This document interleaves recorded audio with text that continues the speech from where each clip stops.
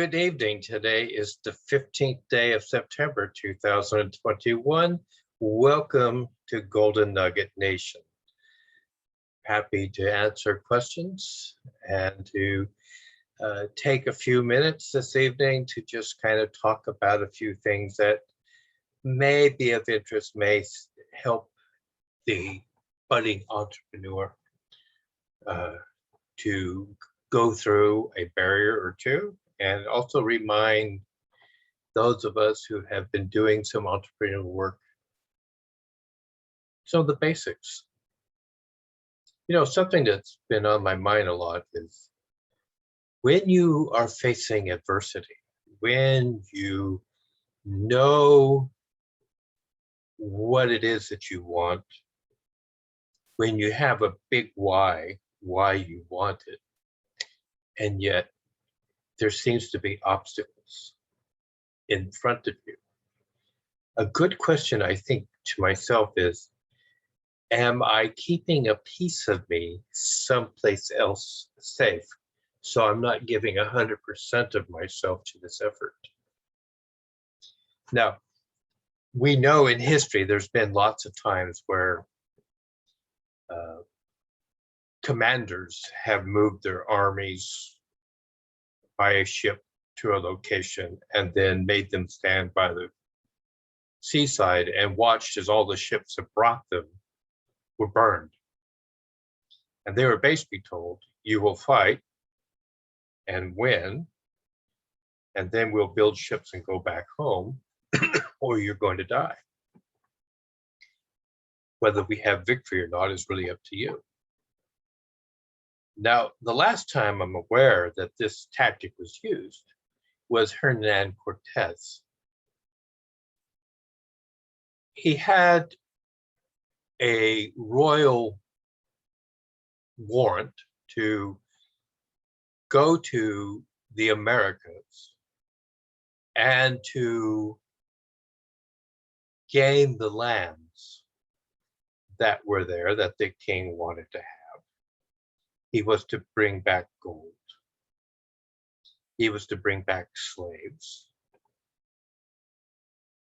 And in order to do this, he was granted ships, men and horses, sailors, to bring him from Spain, first to Hispaniola, which is an island in the Caribbean. And there they landed and they resupplied and different things, and were actually quite, I guess, enjoying the wonderful weather and the local beauty of the island before heading off to the Americas and to begin whatever their journey was. Now, as stories go, they stayed a bit too long. They were just having a good time. And Cortez became aware that a messenger was on his way to him with a message from the court of Spain, and the messenger had already kind of lit it out that the court had decided that Cortez was not to go on to Mexico. He was not to go on to the South Americas. He was not going to go on to do the conquest, that the royal courts had kind of changed their mind about him doing it. And so Cortez quickly gathered up all of his men, his ships, and took off before the message was actually delivered. They went to the Americas. When they got there, he knew one thing for certain, that the tribe of Indians that was controlling the area numbered more than 3 million of them. He spent time allying himself with a confederation of tribes that were trying to resist the bullies on the block, if you will. And in that process, he found that there were some natives who could speak multiple languages and who also understood Spanish, and so that they could have communication and discussion and dialogue. And the natives didn't really think Cortez could really do much. He didn't have very many. the total number of people available to him that he brought from Spain was less than 900. And lest the men had any doubts whatsoever what was going to happen, he ordered the ships burned. The Indians and his men watched as the ships lit up and burned to the water lines. And he basically said, for the glory of Spain, we will conquer this land or we will die. Now, the first couple battles, his allies pretty much stood on the sidelines because they just didn't really think the Spaniards could pull it off, but they had some advantages. They had horses. Nobody else had horses. They had men wearing armor and using some military tactics that were brand new. The Indians had swords made of obsidian stone and wood. And while it could technically cut through into the armor, oftentimes because it's volcanic glass, obsidian, it just shattered and broke. And the end result was there were a couple of very quick and decisive battles, which gave courage to the Confederate tribes that had joined on with Cortez. And they started pointing out where the next attack should be, where the land and the geography was at their advantage. And to make a long story short, by the time we get to, now remember, this is 1518. By the time we get to 1521, Cortez has conquered all of Mexico, a lot of Central America, and is into the Southwest United States. He's conquered, he's taken it over, he's subjugated the tribes to him. He's got priests that he has with him who are missionaries, friars, etc., members of the, well, the Jesuits hadn't been formulated yet, as far as I understand, but they were Franciscans. And they were teaching, converting the local tribes. One of the benefits of what happened is Cortez was able to have new ships built. Ships from Spain came to looking for him, wondering, like, where did you go? What are you doing? And by the time they got there and he had his ships, he was able to laden everybody with a lot of gold. They took all the Aztec gold. The gold that the Aztec was saving for the gods to return. The year that Cortez showed up was the year, according to Mayan prophecy, that the gods, pale-skinned men with beards, would arrive. And so they just kind of thought Cortez was part of it. So there was a lot of confusion, the mythology was working for him, etc. He took over, he won. Now, Cortez could have easily just told everybody, look, the king of Spain's kind of changed his mind. We're here in Hispaniola, let's just kind of like cool it. And, we'll see what the letter says. And if he tells us to go home, we'll turn around and go back. But that wasn't what the men were all about, because they were going to get a portion of the award, right? The booty, that they could take out of the country. And it was massive. There are galleons that sunk off the Americas that today make people billionaires when they're able to find them and salvage the treasures that was on board. The privateers for the British monarchy, for the French monarchy, for the Dutch monarchy, were all out looking for the Spanish galleons that were carrying this gold. And gold is really heavy, folks. You just have to understand how heavy gold is. And when a galleon is laden down with a lot of gold, it doesn't travel very fast through the water. It takes a lot of wind to move it. And so lighter ships could easily catch up in the same winds and oftentimes have a battle. And if the battle goes well, they could take the galleon and then steer it towards whatever port they wanted it. So this was the whole thing.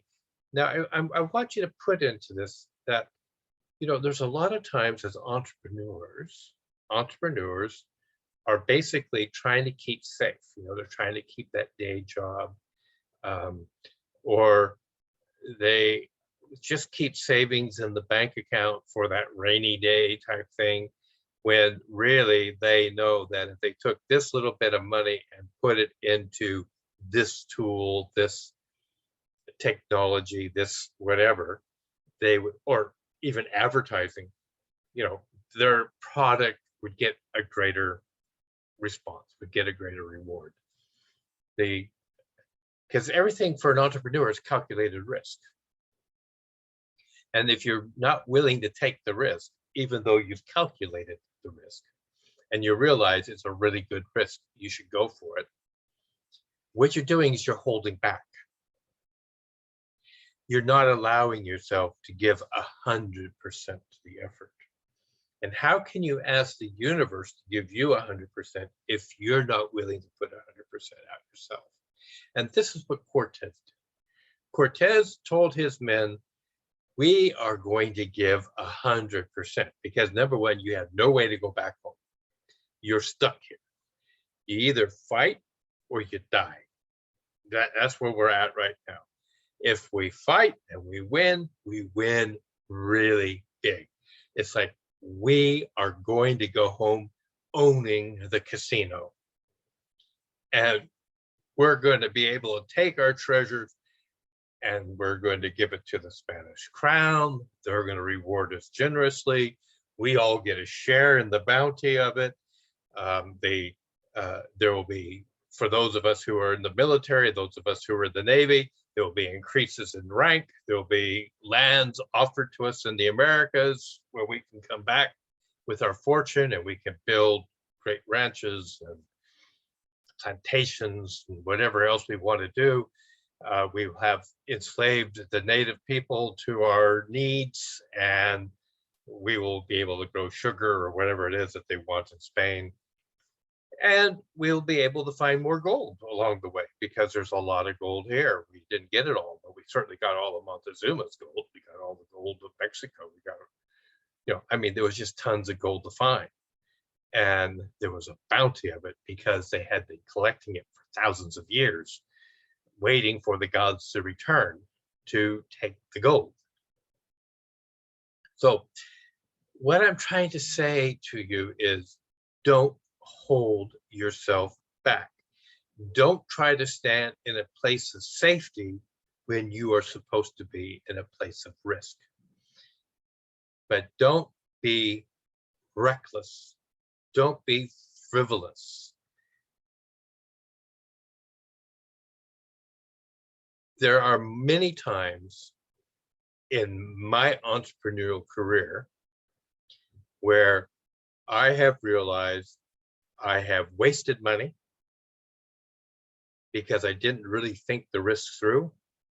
And there are other times when I realized if I had spent the money, I would have really moved forward. And so we have to take calculated risks. And when our calculations tell us this is a good risk, it's not really a risk now, it becomes an investment. This is a good investment. This is a good investment in my future. Move forward. But you see, people make silly investments.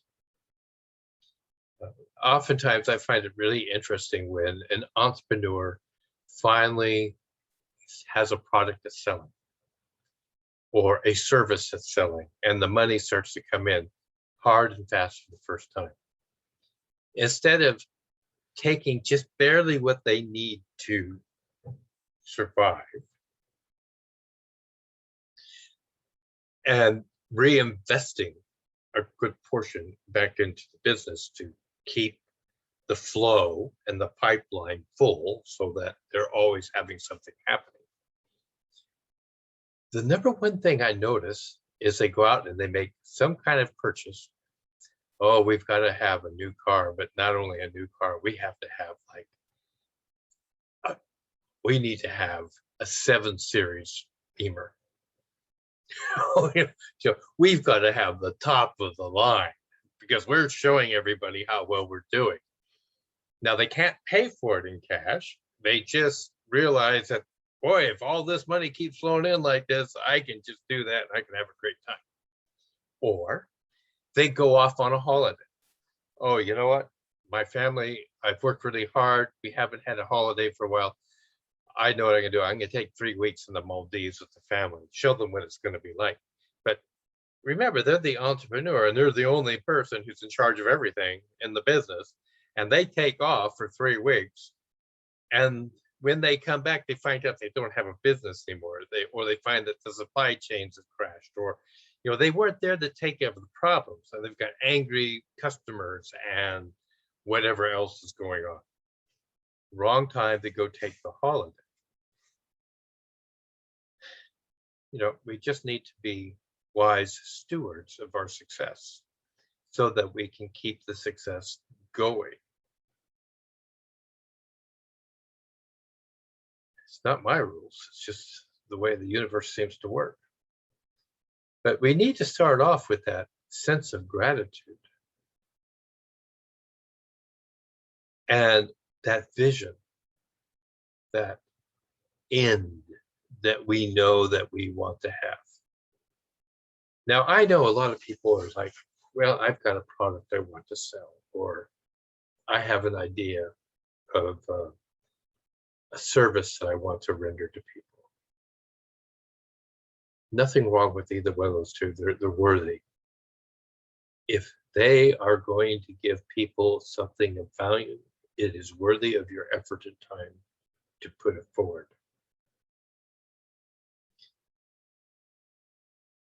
It can be as simple as, I want to create meditation for people who are in the field, and I want to teach people how to do meditation. Great, do it.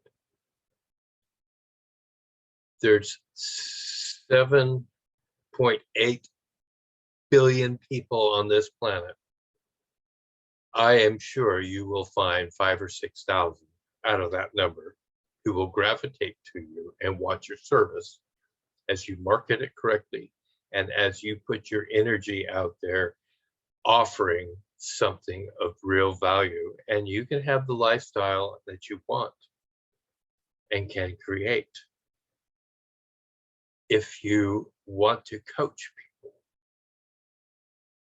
coach them for success, coach them for life skills, coach them on relationships. Doesn't matter what you want to coach them on.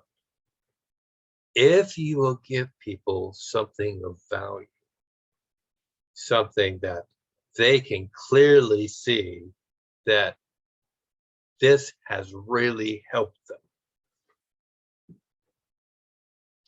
they don't care. If it has value, they're willing to pay for it. Just like you. Just like you.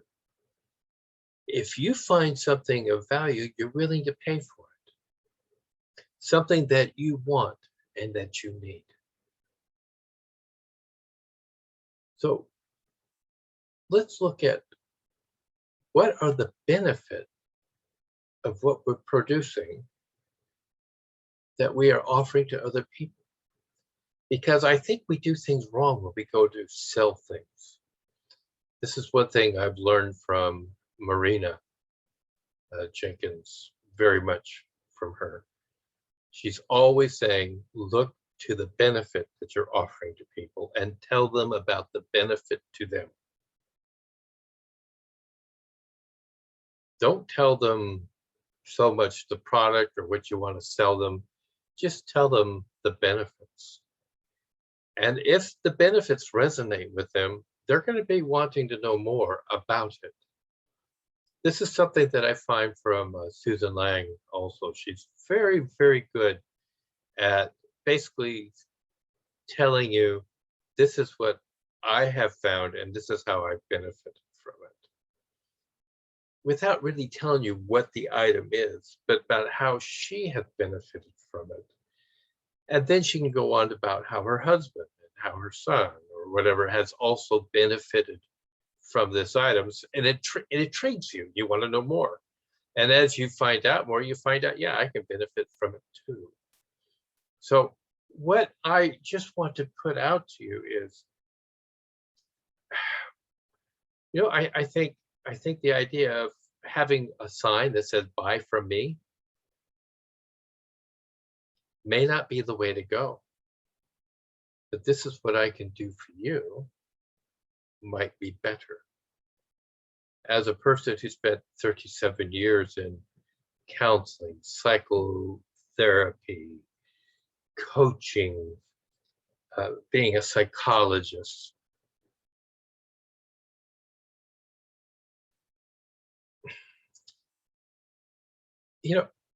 it was really a product that people would have to have other things taken care of in their life before they were able to agree with themselves to spend for your service. Nobody is going to go to therapy for personal demons if everybody at home is starving. There's no place to sleep. It's freezing cold and there's no heat in the home. They're not going to come and see you. So you have to make sure that your avatar, your customer, the person that you are seeking to sell, has all of their basic needs or the needs that they need to have covered already, so that they will take the benefit of what you're offering now. Because the last thing you want is a customer only buys one time, but they really liked what they got from you, but they'll never do it again because the money just has to go everywhere else. Find the avatar that not only loves what you have, they like you, they want to repeat the service, they want to refer their friends to you, their friends who have the money to pay you as well. Because everything's an exchange. It's all exchange. Just don't be like Cortez and just go and basically rape the land, steal the treasure, because we have nowhere else to go. We have nothing else to do. And when we go back, we want to be heroes. Let's be more along the lines of a good steward who gets a great piece of land. And the land is overgrown with grass and shrubs and bushes, and there's stones in the ground, and they begin to cut things back. They begin to break up the ground. They begin to remove the stones and put them over to the side and build a wall from the stones in the field. And as they do that, the field begins to improve, and then they maybe plant a manure crop, something that it's only going to grow for about 5-6 weeks, and then they're going to plow it under and allow that to die in the soil to improve the soil, and then plant something else. And as they continue working the soil and more stones come up to the surface, they remove those stones, add them to the walls. They cut the trees down that are in the way. They pull those roots out of the ground. They work hard and diligently as stewards. And over time, 2-3 years, they start to have a farm, a land. They start to have crops that are producing. They realize they're going to be here for years. And so they start planting trees, knowing that the fruits of the trees come forward in 10-15 years. But they will be here to harvest and to enjoy that product. And they start to build barns and houses, investing in themselves, digging deeper wells, digging wells in other locations where they can easily water their crops and their fields and their plants and their trees, and start to have pens where they keep animals so that they improve their diet and have more that they can bring to the market. It's all about investing in yourself, investing in your business, and learning how to take what you have and magnify it. Be a good steward of it. Help it to multiply, to become greater than the initial item itself. There's a lot of land on this planet that people just let go. They own it. They might live on it, but they just don't go out and cut the shrubs back. They don't go out and get rid of the dead wood that has fallen, or cut down the lightning struck tree that's now dead and dying, or the diseased trees. They don't remove them. And they just kind of let them go for time, 3, 4, 5 years, and then comes the fire. Nature's way of cleaning it all up. But they lose their house, they lose their farm, they lose their vehicles, they lose everything because they never took care of the land. Your business is just like that land. Take care of it. Work it. Don't be afraid to throw paint on the barn to preserve it. Take your tools, sharpen them, oil them, hang them up where they'll stay dry and safe. And as you prove yourself a good steward, the universe begins to bend to help you to have more of what you have. It's called gratitude. Just be grateful for what you have and know in your mind what it is that you want, why you want it, and focus on that. A couple weeks ago, we had Andrea Vargan here. Wonderful story about just getting a car. But it was more than just getting a car. It was the thinking, the planning, the finding all the options and features and which cars she wanted and getting it reduced down to one. I want this car, this model, these colors, these options, and I'm only willing to pay this much for it. And she got it on the day that she had said that she would have it by. Ladies and gentlemen, we all deserve success. I hope you've enjoyed Gary's Golden Nuggets. As you know, I've been really struggling with an injury that I received in May. I really have appreciated doing this. The Golden Nugget podcast that I've had, like Gary's Glorious Golden Nuggets, it's had 500 views since the accident, and I haven't been able to record one single episode. The product is still out there, it's still blessing people's lives. People are benefiting. Please go out there. Don't be anything more than a benefit to everyone else. And as you give people value, you will receive the compensation for that value. And with the right efforts, you will not have room enough to receive it. It will just make your cup overflow in many, many areas. Thank you very much for listening to me today. I'll be back next Wednesday, which will be the 22nd of September. We will then be in the fall of the year, as the British and the North Americans count our fall, because the equinox will be on the 21st. Thank you so much, and have a great week. and win.